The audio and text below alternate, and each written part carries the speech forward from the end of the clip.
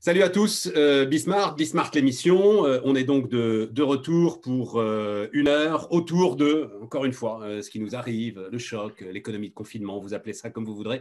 On va démarrer d'ailleurs avec le choc. On est là tous ensemble à essayer de chercher des solutions. Notamment, on a beaucoup parlé du commerce. Et puis, de temps en temps, il faut quand même prendre la mesure de ce qui se passe. Et c'est pour ça que Dimitri, que vous voyez là, Dimitri Pivot, fondateur, alors pour le coup, d'une association au titre très intéressant qui s'appelle Second Souffle. C'est pour ça qu'il est là et on va démarrer avec lui. Ensuite, pour le coup, une interview, je vous le dis très très vite comme ça, après laquelle je cours depuis des semaines, en fait depuis le premier confinement. Vous avez tous réalisé, sauf si vous êtes dans le secteur, mais vous avez tous réalisé l'importance de l'emballage. Si on m'avait dit avant le premier confinement que l'emballage était un secteur essentiel, mais j'aurais éclaté de rire. Et tout à coup, on découvre que s'il n'y a pas d'emballage, il n'y a tout simplement pas de produit.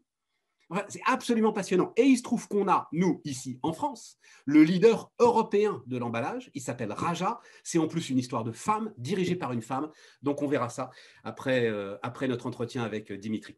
Je vous vois approuver, Dimitri, mon propos autour de l'emballage. Non, franchement, alors je ne sais pas si vous êtes peut-être un professionnel dans la distribution, mais si on n'est pas dans la distribution, dans la logistique ou dans l'emballage, on n'avait pas pris la mesure de ce que ça représente. On est d'accord, Dimitri? On est complètement d'accord et je pensais à Raja, qui est une très, très, très belle entreprise, qui s'est très bien développée et qui est un secteur aujourd'hui, en effet, essentiel. Ouais, Essentiel. ouais. Quand on parle de vente à distance, l'emballage, c'est le cœur de la guerre. Oui, mais même pas de la vente à distance d'ailleurs. Et pour qu'il y ait des œufs dans les supermarchés, il fallait qu'il y ait des emballages. Mais Raja, ils seront avec nous pendant un bon quart d'heure dans un instant. Restons autour de Second Souffle. Donc, Second Souffle, comme son nom l'indique. C'est-à-dire que, mais je vais vous laisser discuter, on va discuter ensemble, Dimitri. Tomber, ils vont être des dizaines de milliers à tomber là. L'important, c'est de se relever, on est d'accord? Et c'est ça que veut faire Second Souffle finalement. Exact. Second Souffle, depuis 2010, a accompagné plus de 1000 entrepreneurs. Et l'objet de Second Souffle, c'est exactement d'aider les entrepreneurs qui, malheureusement, ont failli. Et avec cette crise sanitaire et cette crise doublée d'une crise économique, on va devoir en 2021 accompagner un grand nombre d'entrepreneurs. Donc le rôle de Second Souffle, c'est d'amener ces entrepreneurs à rebondir soit vers une activité entrepreneuriale, s'ils ont encore cette capacité, et la capacité, elle n'est pas que financière, elle est psychologique, elle est familiale, on l'oublie, elle est personnelle, vers une nouvelle création d'entreprise, ou alors vers un emploi salarié. C'est tout l'objet de Second Souffle depuis 2010. Dimitri, juste, il faut vraiment, et je pense que c'est la première parole que vous prononcez d'ailleurs quand ils arrivent devant vous. En l'occurrence, ils n'ont pas failli. Oui, ils sont tombés en faillite, mais ils n'ont pas failli. Les États ont fermé, pour des raisons dont on ne va pas discuter, les États ont fermé l'économie et ils sont victimes de ça.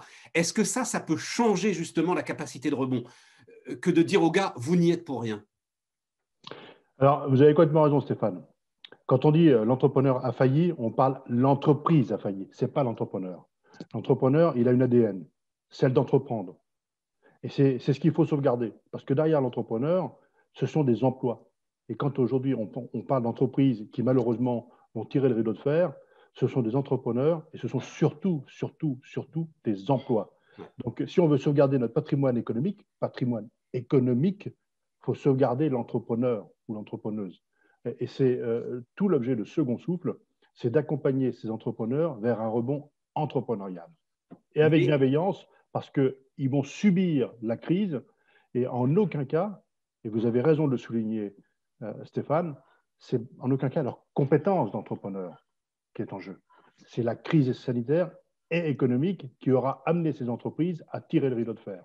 Mais est-ce que ça marque une différence justement sur la capacité de rebond d'un entrepreneur entre cette situation-là que vous venez de décrire et puis une situation classique, parce qu'il y en a effectivement, d'un gars qui a fait des erreurs et qui se retrouve pour le coup en faillite?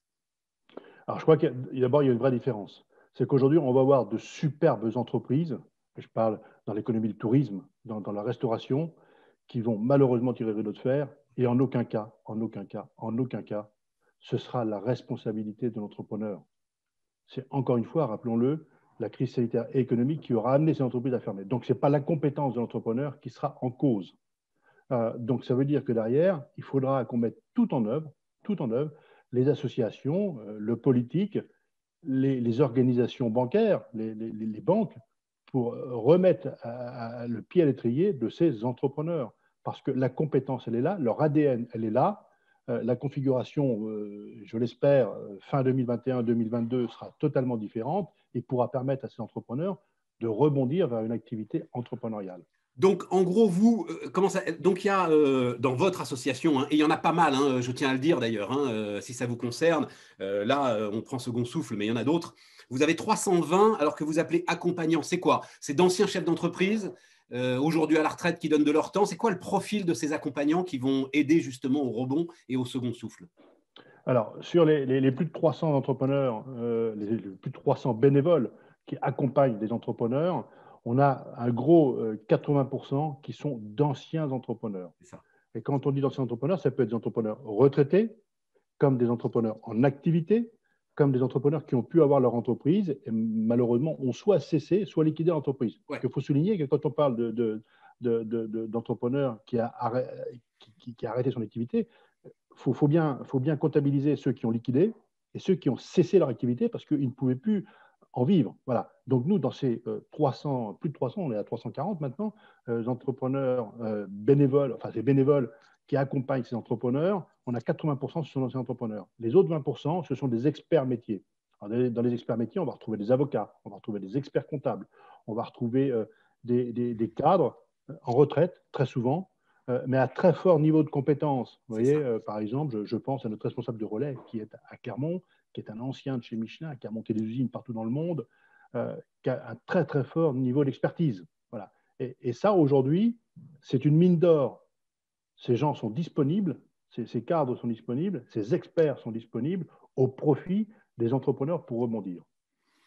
Ce qui d'ailleurs me permet de juste faire un toute petite pub à une autre, alors c'est pas une association pour le coup, c'est une vraie boîte, mais qui s'appelle Cockpit, avec un K, et qui, alors c'est juste le mot réel mine l'expérience, et qui justement s'appuie et veut s'appuyer et vous conseille d'aller vous appuyer sur les mines d'expérience que représentent aujourd'hui effectivement les cadres dirigeants qui, pour certains, alors parfois une bonne nouvelle d'ailleurs, ont du temps et peuvent vous en donner énormément. Moyenne d'âge, parce que alors je regardais sur ce que nous dit Altares, hein, qui est le cabinet qui s'occupe de regarder un peu les défaillances d'entreprise. Pour l'instant, la vague n'est pas encore devant nous. Enfin, la vague n'est pas encore passée. Voilà, on l'attend encore, mais moyenne d'âge de 47 ans.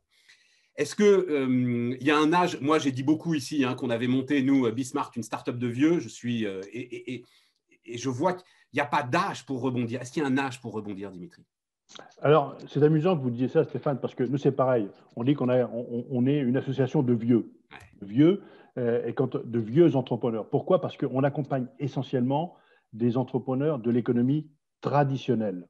Traditionnelle, c'est des entrepreneurs qui ont plus de 40 ans, qui viennent des secteurs du service, de la communication, etc., assez peu du digital. Donc aujourd'hui, est-ce qu'il y a un âge pour rebondir? Il n'y a pas d'âge pour rebondir. Par contre, il y a déjà des périodes de vie plus faciles pour rebondir que d'autres. C'est-à-dire entre 20 et 35 ans, c'est assez facile de rebondir si on est sur un secteur d'activité qui recrute. Donc on a monté sa boîte, on s'est planté pour X raisons, mais derrière on peut assez facilement rebondir parce que ce sont des marchés pénuriques en termes de recherche de profil. Sur les plus de 40, plus de 45, voire plus de 50 ans, sur des marchés de l'économie traditionnelle, la communication, le tourisme, des choses comme ça, c'est beaucoup plus compliqué. Et c'est en cela où Second Souffle les accompagne sans limite de temps. Il est important de le souligner parce qu'à 50 ans, 52 ans, 55 ans, on ne peut pas placer des curseurs sur 6 mois, 1 an d'accompagnement. Il faut vraiment les accompagner jusqu'au terme du rebond. Et le terme du rebond, si ça doit prendre 3 ans, eh bien ça prendra 3 ans. Mais on ne doit pas laisser un entrepreneur sur le bord de la route. Ouais, tout à fait. Tout à fait. Juste, je voulais insister aussi quand même sur ce point, et peut-être c'est un message aussi que vous pouvez envoyer à ceux qui se lancent aujourd'hui. L'entrepreneur, contrairement au salarié, il n'a pas le droit au chômage. Le salarié, il a le chômage pour se retourner finalement et pour réfléchir à son projet. L'entrepreneur, non. Il y a des systèmes d'assurance qui existent, hein, les amis. Alors oui, c'est quelques pourcents de votre chiffre d'affaires en moins, mais je pense que ce qu'on est en train de traverser permet de réfléchir à ça. Non, vous n'êtes pas d'accord, Dimitri? Je suis complètement d'accord. D'ailleurs, on a signé une tribune ce mois-ci avec l'association GSC, qui est un système assurantiel de perte d'activité pour les chefs d'entreprise. Alors, en effet, ça coûte quelques points, mais ces quelques points, lorsqu'on est en difficulté, on les retrouve très largement et ça permet d'avoir pendant quelques mois ce coussin de sécurité pour se retourner. Et c'est essentiel. Et c'est la grande différence.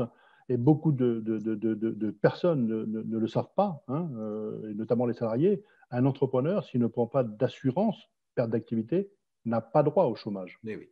Voilà. Mais Donc oui. ça veut dire qu'il a créé de l'activité, il a créé des emplois, il a payé des impôts, et si pour une raison X ou Y, il vient à tirer le rideau de fer, il n'a pas droit au chômage. Et ça, c'est dramatique pour rebondir. Encore une fois, rappelons que les emplois sont faits, sont réalisés, sont créés par les entrepreneurs. Tout à fait, Dimitri. Donc, second souffle, voilà. Merci pour tout ça. Et effectivement, maintenant, on va se tourner vers une histoire de croissance, une histoire emballante à tous les sens du terme avec Raja. Merci beaucoup, Dimitri. Bonne journée.